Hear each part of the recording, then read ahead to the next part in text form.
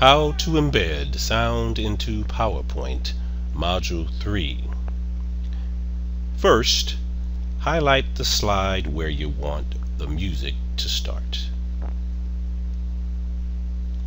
From the menu, choose Insert.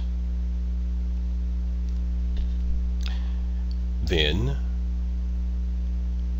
Movies and Sound. Click on the sound arrow.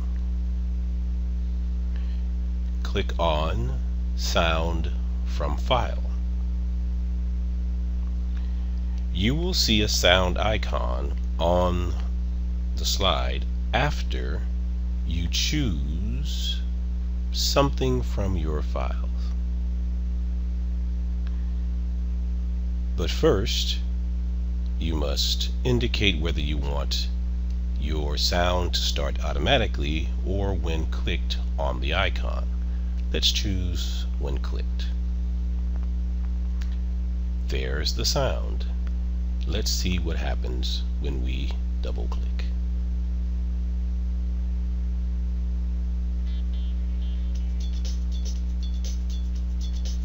There you go. Hey, hey, hey, hey, hey. Over here. Right there.